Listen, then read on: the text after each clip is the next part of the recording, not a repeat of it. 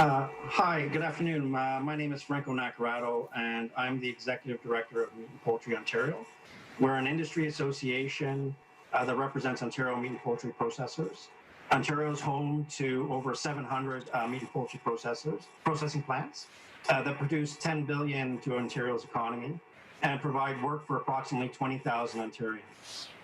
We are grateful to be here today to support this important bill for our sector, yet it's disappointing that such a bill is required to protect the businesses and employees who play such an important role to protect in providing food for our province. Despite being an essential service that feeds Ontarians, Canadians, and people around the world, we do not have the necessary level of protection that any Ontario businesses should expect. Many of Ontario's processing plants have been targeted by special interest groups with malicious intent to slander businesses and damage their reputation and image in their communities using misleading videos and information that has been obtained under false pretenses. Meat processing plant employees have been harassed, attacked, physically assaulted, and intimidated by trespassers in their workplace. Unauthorized access to processing facilities by activist groups have put animals in direct danger and pose a serious threat to the safety and security of Ontario's food supply chain. During some of these intrusions, property has been damaged and stolen with little recourse to deter repeat behaviors at the cost of the businesses that have been attacked. To give you an example of what it's like to be a victim of trespass, I'd like to introduce Debbie Kalzelman from King Cole Duck to speak specifically about an incident on her farm and processing facility. Hi, I'm Debbie Konzelman, CEO of King Cole Ducks. On February 18th at approximately 5:30 a.m., 15 animal rights activists trespassed onto our property and broke into one of our barns while the flock was sleeping. Video footage showed the activists running through the barn, shining flashlights into the frightened flock, causing them to stampede, flip over, and overcrowd. These actions caused undue stress and injury to our ducks and violated essential biosecurity protocols.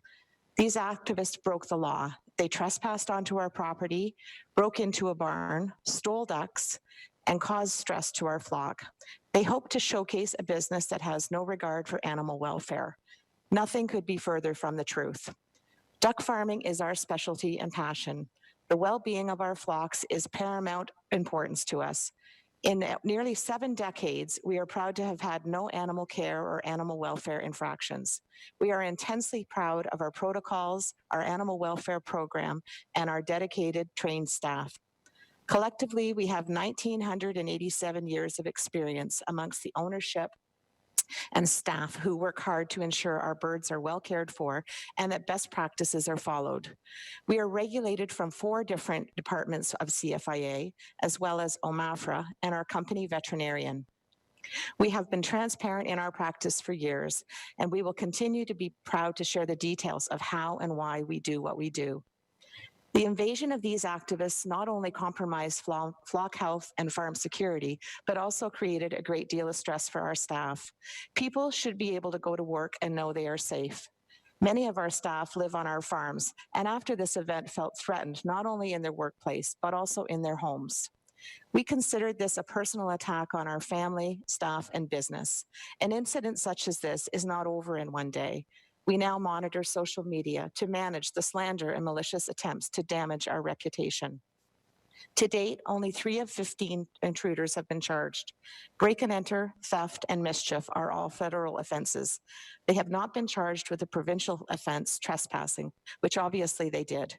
This is why we feel it's so important to pass Bill 156. Thank you. Thank you. Are there any other witnesses as part of the third group? Do we have a Carol or a Daphne? Good afternoon. Thank you, Carol. Good afternoon. My name is Carol Goriup, and I'm the president of Meat and Poultry Ontario.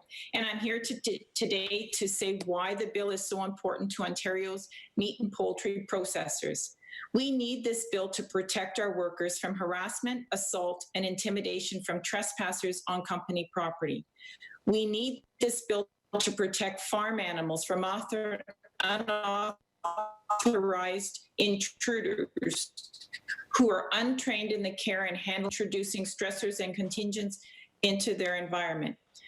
We need this bill to protect our small business owners from slander and malicious attacks of special interest groups using information that is often misleading and obtained under false pretenses.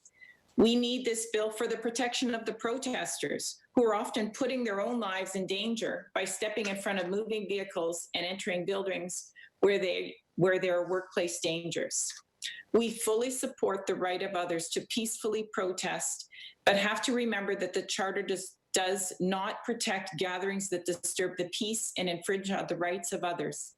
I'm sure you're going to hear many opinions opposing this bill. There are certain groups whose only intention is to slander and hurt the businesses that oppose their own personal beliefs regarding animal welfare. If there are legitimate concerns regarding animal welfare, the government has in place many regulations and layers of protection for the humane treatment of animals in Ontario. Ontario's meat and poultry processors are proud of the work they do to feed our province and take great deal of care in upholding the highest possible standard of animal welfare in their facilities. Any person or group with legitimate concerns about the welfare and treatment of animals in processing facilities have several channels to register a complaint to uphold accountability to processors.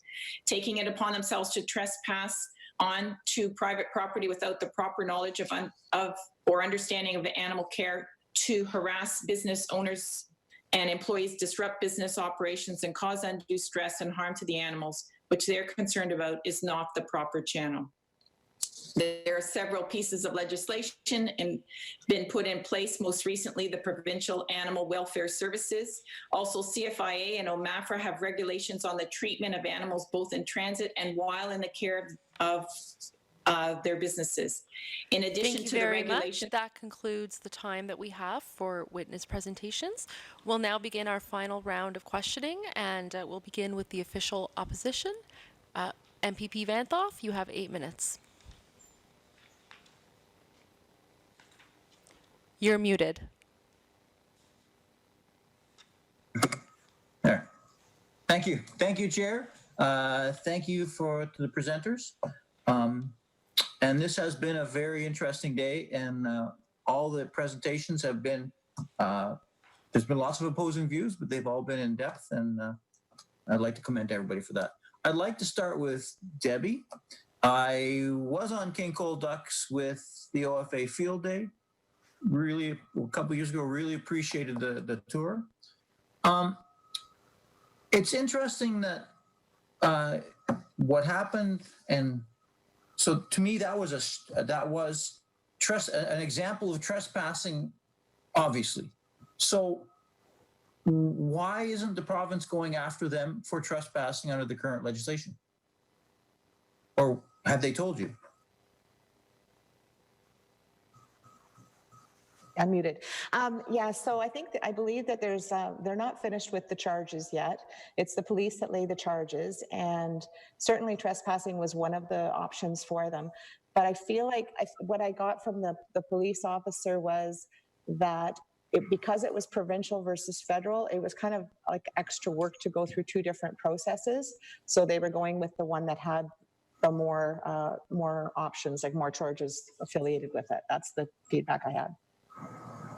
So that potentially might not change under 156, because basically the bill is on that side, on the trespassing side, the bill, well, the penalties are bigger, and also there is a part where you could seek compensation from the trespassers.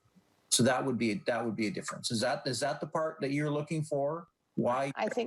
I think that would give us a more strength in supporting a situation like what we had, and I think that the police would have considered that if that had been an option.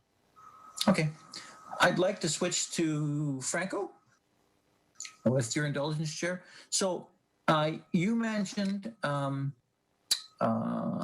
trespassing, and I would like to get a bit more on the false pretenses. So we've heard from others, legal experts, that the false pretenses part of the bill could hamper investigative reporting, could hamper And in the current situation we are now, in I think almost all other sectors, that would be frowned upon very strongly. If we mention something like that in long-term care right now, people would be very, very leery of putting in measures that could hamper something like investigative reporting. Could you expand why it's so necessary in the meat and poultry side? Sure, absolutely. And first of all, I want to say that we're very supportive of whistleblowing. We think that every company should have a policy on animal rights and procedures on how to report animal rights abuse. We think that's extremely important. The challenge we have is where people come in on a temporary basis to get employment in jobs and record things under the pretense that they're there for employment, when their only job is to really get highlight footage of something that looks bad, so that they put it on a video and put it on Facebook. That's what we're looking for protection from. It hinders our progress and procedures. There are plenty of layers of government regulations and processes that, if there is suspect of abuse, of reporting it, there's pause. You can report it to the CFIA. You can report it to OMAFRA. If there is this level of abuse that people think there is, why are they not reporting it to the ombudsman? Why is it not being brought up with the Auditor General? Our government has multiple layers of ways of investigating these types of places legally and properly. Why are we not using those instead of subjecting people to amateur videos of people that aren't untrained and don't know anything about food safety going in there? We have government employees who are trained to do this every day in every single plant. If they can't identify that there's a problem there. Not with, and the answer isn't getting private citizens to do the work of a government employee. Fix the problem, not introduce creative ways of coming up with highlight reels. I respect I respect that response. I appreciate it. But if the same thing would be said today by someone who runs a long-term care home, it wouldn't be very positive, the response. I'm searching for a way to come at this that is actually going to satisfy the needs of everyone. But the whistleblowing thing is, so my question is, do all your members have a whistleblowing clause? A publicly, that all their employees feel safe right now? Is there a mandatory whistleblowing component to be a member of your association? No, there's no government mandated laws on that. We do have a clause that if somebody is out of regulations with the government, they cannot be a member. So if they did something against animal welfare, they would not be able to. We would have to disqualify them as a member. Okay. So in your opinion, the part of this legislation that is raising some concerns regarding whistleblowing that might be challenged constitutionally, it is a necessary part of this legislation going forward. No, I disagree with that statement. I would say whistleblowing is encouraged, and I would say we would promote it. The false pretenses is what we have the part that we really need in this act, because it's people coming in with no intention of getting a real problem resolved.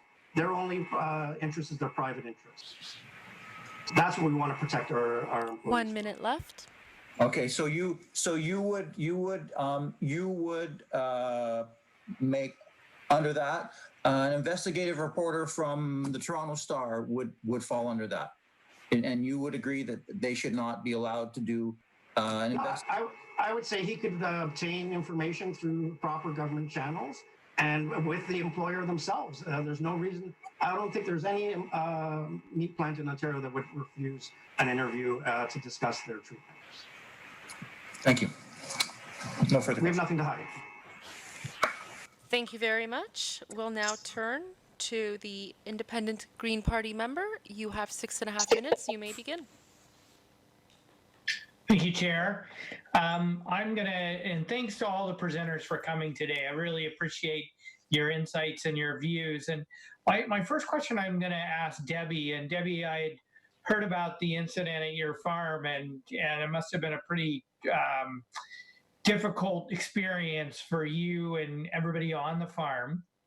But I'm worried that the Bill 156 may not solve your problem because, as MPP Vantoff said, it does offer higher penalties, which is good for trespassing. It does allow you to access damages. But it seems to me that if the province isn't going to legally or enforce existing laws, what's going to make this situation with Bill 156 any different?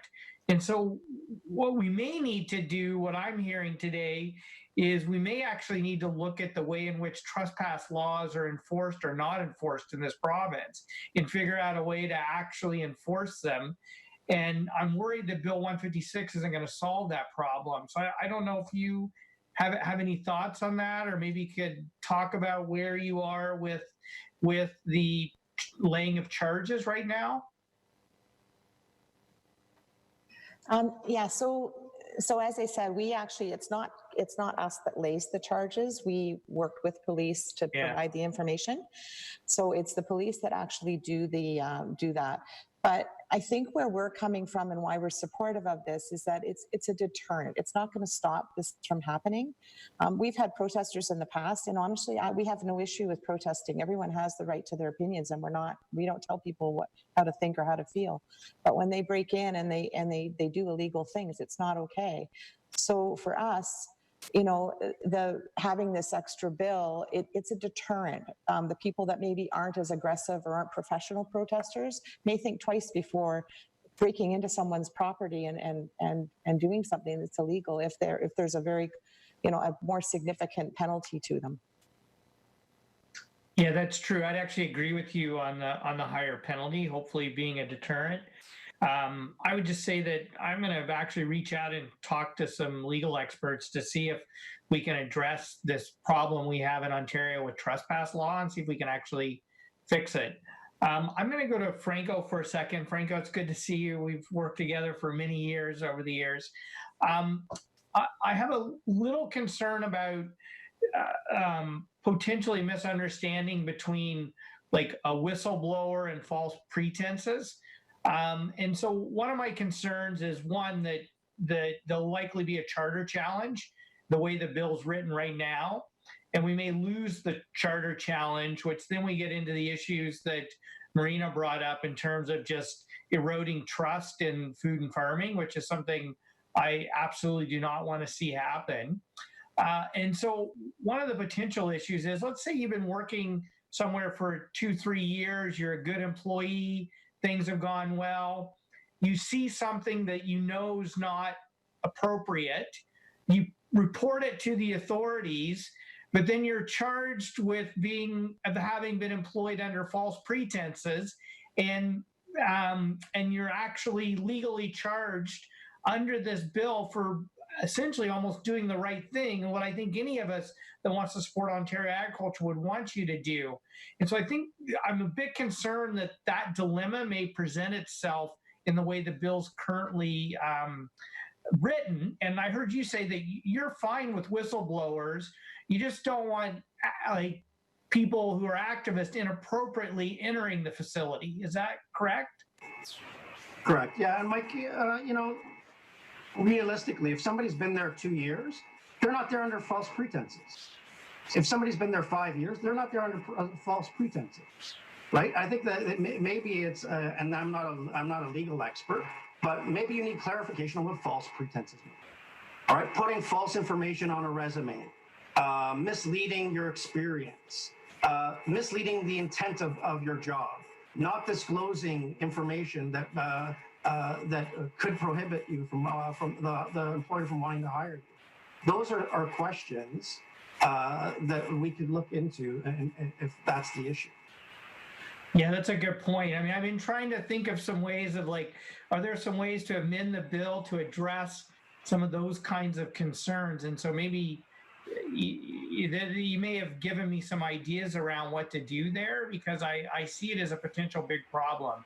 Yeah, there's nothing in the bill that actually prohibits people from disclosing information. It's just under the false pretenses. That's what we got to focus on, right? There's nothing in there about not being able to report. Anybody could report it. And we encourage people, if there's abuse, report it right away, not 6 months from now, not 2 years from now. Report it now. Why are people wait? If you're an animal 1 minute activist organization and you care about the animals, why are you waiting 6 months to report something? Report it immediately and do it properly. Okay, and Mariana, you've sent us a copy of your report. Is that correct? We have that. Sorry. Oh, yes. I did send, I I'll attached read through it. in more detail. Yeah, I attached the paper. I just gave the highlights now in graphical format, so it's easy to distill in 7 minutes. And if I'm not mistaken, there's numerous reports similar to yours that other academics have done that's led to similar. Well, we were the first that actually used a real life example to show that it's the downstream consequences of this type of law that really that what we showed erodes public trust in agriculture. And I mean, the paper was cited in some of the, like the Ninth Circuit Court judge in Idaho used the paper Thank to you very back down much. on the ag This laws. concludes this round of Chair. Thank you. This concludes this round of questions. We'll now turn to the government side. Who would like to begin? MPP Pettipies, I see your hand, and then afterwards MPP Barrett. MPP Pettipies, you may begin. Thank you, Chair. And through you, I'd like to direct my question to Alexandra and also to Franco, if they could give me concerning the false pretense part of the bill. As you know, we've consulted widely, and Minister Hardeman has traveled across the province to get input from a variety of groups in this legislation. And the intention of the clause is to ensure that someone cannot lie to get access to someone's private property. Since it's obvious that there's a lot of misinformation going around about it, what would you suggest as an approach to the matter? And if I could ask Alexandra to answer that first. Where is she? Well, hi. Here you are. So I'm not sure that I agree that there's an issue to be addressed with respect to that. The purpose of the bill stated is to protect biosecurity of the farms and to protect farmers, their families, and employees. People that gain access to farms under false pretenses in order to capture video footage of what might be going on, to take a look at how the animals are being treated, those are people that are gaining employment, being trained on biosecurity issues, and having the same ability to affect their job as anyone else that isn't also undertaking to make footage. And that speech, the creation of that footage, is protected by freedom of expression. So that's where there's going to be a problem here. The purpose is not related to the expression that's actually going to be hampered, and I just fear that it's not going to survive charter scrutiny due to that. If I just want you to listen to one clause here. It says, the intention of the clause is to ensure that someone cannot lie to get access to someone's private property. Sure. That's the intention of this. Okay. Is that a problem? Well, the intention is to limit speech, which is contrary to No, it's the intention freedom that of you cannot expression. lie to get access to someone's private property. Right, and misrepresentation is a kind of expression, and it's been covered in a lot of the U.S. law about how to sort of deal with that situation. Okay. So, Okay. Franco, can I get your perspective on this? Yeah, and I would say my personal opinion here is if someone's allowed to enter under false pretenses, where does it end? Right? If somebody doesn't like nuclear power, could they access that under false pretenses, go on saying it's their freedom of right to then get information about that business, to sabotage their business, to take things from that business? I don't know where the limitation, like where it's going to go. Where do people want to go with this freedom of rights? You cannot. It's a violation of my freedom if somebody's lying to me about getting access to my property. Okay. You have a, would you suggest some suggestions around? Would you have some suggestions how we can clear this up a little bit or make people understand this a little bit more? Yeah, I think the important thing is that if there's a challenge of there being misuse or mistreatment of animals, that's reported, and we use the existing infrastructure and policies. And if there's a problem with the infrastructure or the policies or the processes, fix that. You don't have to create your own avenues to solving problems. There are existing avenues that the government's provided and the multiple layers, and I've listed some of them for you already. We have the SPCA/PAWS legislation to report abuse. You have the CFIA that you could report it to. You have OMAFRA that could be reported to. And if those two institutions aren't doing their jobs and they're still not satisfied, we have Auditor General that oversees them, and we have the Ombudsman that oversees them as well. How many more layers do we need to understand that?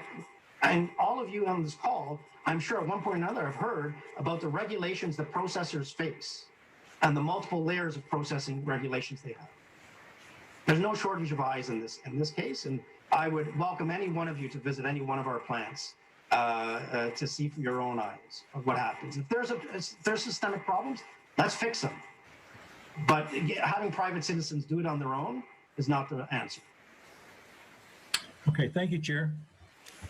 Further questions? MPP Barrett, your hand was raised.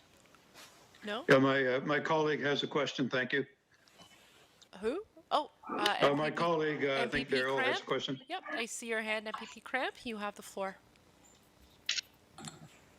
Well, thank you very much, and certainly good afternoon to our witnesses. Thank you so much for coming in here.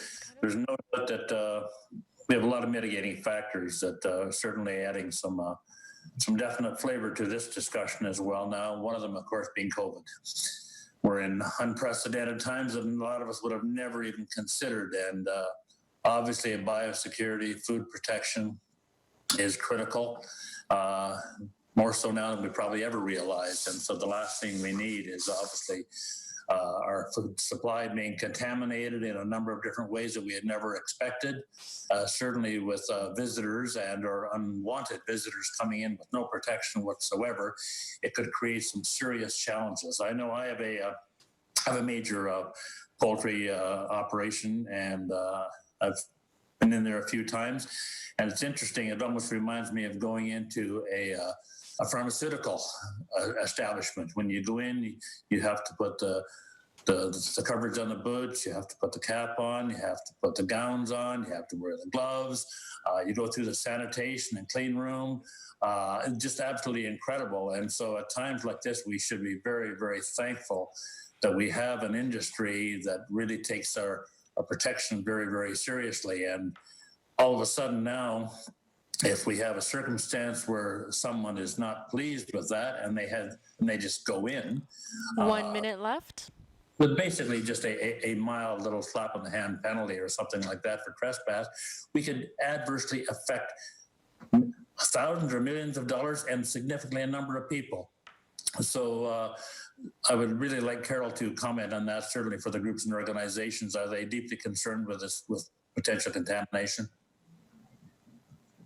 Yeah, it's a problem, and we're so careful. All our plants are so careful of what they do that having someone come in like you had described is unwanted. My husband and I own a freestanding meat plant, so we don't deal with the animals directly. But I've heard through all our members the cry for they need more ammunition to protect their facilities because these protesters have an agenda. And it's unsafe for all of us. Thank you very much. That concludes this round of questioning. We'll now turn to the official opposition. You may begin. And with MPP Glover, you have the floor. Okay, thank you very much. It's been, it's been a fascinating day of deputation. So thank you all for coming here and sharing your experiences and your perspectives. I think this particular panel, there's one piece, the legal piece, that's really come to the fore here, and Alexandra and Franco are expressing different perspectives on it. Alexandra, you said earlier that you can't have arbitrary legislation. That if it applies in one area, you can't have something like a criminal act or a legal act or legislation that only applies to one industry. It has to apply across the board. And so the question is, and Franco, you were saying that you support the false pretense section of this bill, which would prevent an investigative journalist from, falsely coming in as a potential employee to investigate the industry or investigate a workplace. And so it seems that the investigator, investigative journalist would not be able to go in with this false pretense. But then it seems that Alexandra is saying, and I'll ask Alexandra first, if there is such a law that prevents false pretense and prevents investigative journalism, then it would have to apply to all industries, not just one particular industry. Is that am I accurate in what you said, in interpreting what you said? Thank you for your question. That's not what I was getting at, actually. The principle of arbitrariness, rather, is a constitutional principle that the purpose or the effects of the legislation cannot be completely arbitrary to the purpose of it. So what I was saying is a point that many of the other witnesses made, which is that biosecurity is an issue, is the problem, and I spoke about that a little bit earlier. If that's what the concern is, this legislation doesn't actually address that issue. So that purpose is not, it just has nothing to do with the effect that this is going to have, which is to silence a vast amount of expressive behavior, not just with respect to the false pretense piece, but protesters at the roadside dealing with transportation and other interaction that could be captured by that very vague wording. So I hope that sort of clears it up. It helps a bit. So I guess the question is then around free speech and the definition of free speech versus false pretense. Well, I'm not sure I understand that question. So you were saying, and the question is, like, we as a society have generally agreed that investigative journalism is a good thing and that we want it, as a society, and that it's protected under our charter rights under free speech. Is that accurate? Yes. Okay. And so if we were to restrict investigative journalism in one industry, could there be legislation that actually does that, or does it have to apply across the board to all investigative journalism? I'm not aware of a legal principle that makes that point, but I think that it's on a policy level. I think it's certainly a slippery slope to starting to reduce the ability for people to perform investigative journalism in a whole bunch of areas. I think this is the topic of the day, but I don't think it could stop here if this is the kind of legislation we start allowing. Yeah, and I want to ask, I'm just trying to get an understanding of this, the legality and the perspectives. But Franco, I want to give you an opportunity to, respond, make sure I interpreted what you said correctly, and ask about that as well. Thank you, Mr. Glover. I appreciate the opportunity. Yeah, you use the term investigative journalism, and you assume that the only avenue they have is to enter the facility. Yet there's plenty of other things an investigative journalist can do to identify that there's a problem. And as soon as there's a problem identified, there's avenues to deal with that problem. So having to enter the facility is only one aspect of that. But if there's work that's done ahead of time to say, hey, we've identified a problem here, we need to dig deeper into this problem, let's put a process in place for that. right? You don't need to be able to intrude into somebody's property under false pretenses to do that. Okay, but it has been generally, and this is a new area for me too, and I'm just trying to get an understanding. I mean, it has been a generally accepted practice that investigative journalists will go in, they will get a job in a workplace because they want to investigate what's going on. They've heard some things and they feel that that's the best way to do it. But you're saying that shouldn't be allowed. No, I'm saying all I've said is that's not the only way to get information. Right. That there's many ways of getting investigative thing. That's what one process that one investigator might use. Every investigator is different, and there's lots of. You're not stopping their journalistic integrity by requiring them to enter a facility with intended reasons or protective reasons of going into a facility. There's a reason why that we're protecting this. It's food that's going to go into your mouth. And if somebody has a misintention and they're there, and it's not an investigative journalist, it's an activist that wants to hurt that business, and they have the ability to do so under false pretenses, what happens if they try to do something to hurt more people and make it look like it was the business that did it? That's what we need to protect against. It's not the freedom of opinion or voice. We fully support that. It's the protecting of our food system that we need to protect.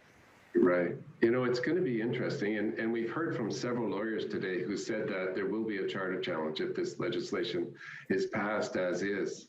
And I'm just wondering about, so if there is a charter challenge, is it worth having the legislation passed as is?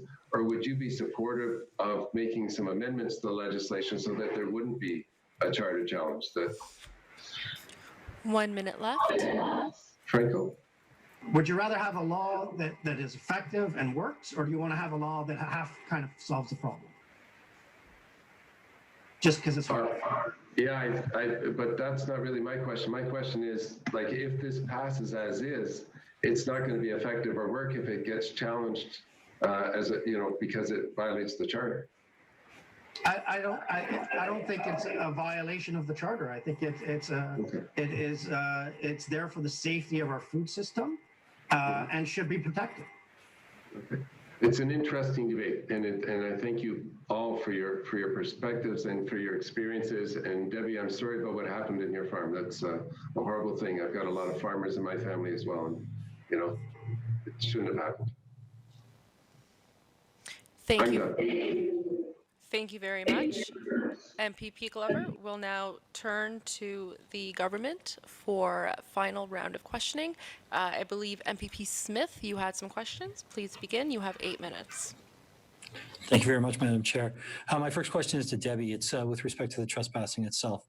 So my wife works for the local Peterborough Police Department, and I've actually asked a number of the officers. We've talked fairly openly about this with respect to trespassing, and I asked why they don't lay that charge very often. And the answer was it effectively is saying stop, or I'll say stop again, because that's about as far as what that piece of legislation does. If we had something that was much more of a deterrent, do you think that there's less of a possibility of people coming onto your farm like they did? Yes, I do think so, because as I said, for a number of years we've had protesters and peaceful protesters, and we've actually had kind of quite a cordial relationship with them. This time was different. They were a lot more aggressive. They were, I'd say that they were a lot more professional in their approach, and they did things that really went way beyond anything we've ever seen before. And I do think that it's because the laws aren't, because they aren't punished with the trespassing law. They haven't been followed through on that, so it makes it easier for them to get away with that. So you're not opposed to you're not opposed to protesters out front of the farm on public property. Your objection is that they came onto the farm and did something. Absolutely. I mean, we would never, ever it's not our place to tell people what to believe in or how to feel, how to think, how to act. I mean, everybody has their belief system, and we're not going to apologize. We're in the food production business. We provide food to feed Canadian people and people all over the globe. We can never argue our philosophy with somebody who doesn't agree with that, and so we don't criticize. We don't do anything. We just accept them for who they are, and we just work alongside. We've heard a number of presenters today who basically have said that it's okay to trespass because there's animals involved. Do you think it would be appropriate for someone to trespass on their property, go into their house, go into their place of work and do the same things that they did to you? Absolutely not. And if it were turned around, as I said, we have a number of people who live on our farms. They're afraid. Many of them have come and said, "Hey, I've got children. But how do I handle this?" We've done training on how to interact with protesters, but they're afraid, and that's really unfair because I don't think that they have the right to do that. And we have every single employee has signed off on a code of conduct for animal welfare and animal care. So it's really of paramount importance to us to be looking after the ducks. And it's too bad that people think that we're not. Chair, how much time is left? You have just under 5 minutes. My next question then is for Franco. Franco, it's my understanding that at slaughterhouses, at abattoirs, there's an inspector present whenever there is slaughtering going on. Is that the case, and do you think that that's effective right now? Absolutely.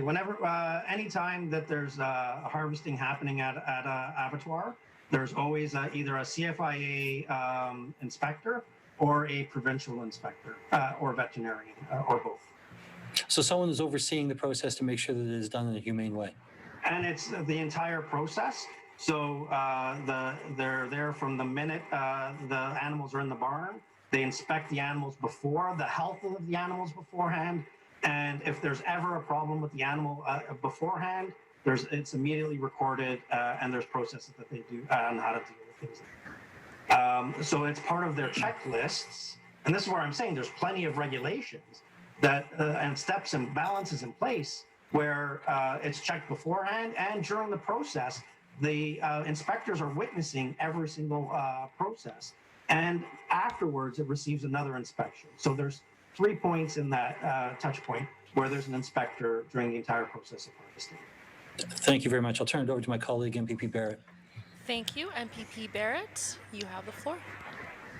Yeah, thank you, Chair. Actually, my colleague pretty well asked the question that I was interested in, and we do hear so much of this call for undercover journalists or whistleblowers to let people know what's going on. And I don't know whether this reflects, and I'm sorry, this would be to Meat and Poultry Ontario, whether this reflects a lack of government oversight. Franco has partly answered that. And I think if your membership, say with the provincially inspected plants, a typical day in a family-run operation, maybe there's 12 or 15 employees. How often during the day is there a government inspector in your facility alongside you as you work?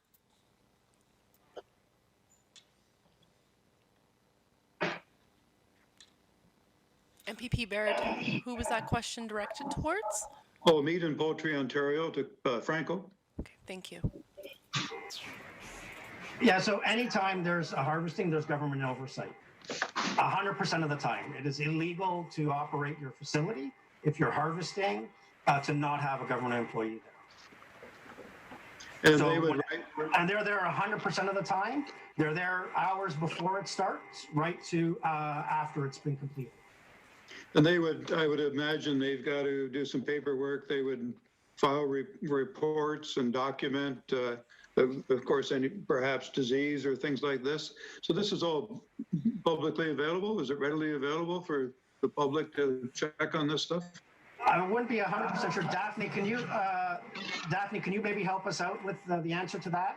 Do you know what's publicly available through OMAFRA on inspections?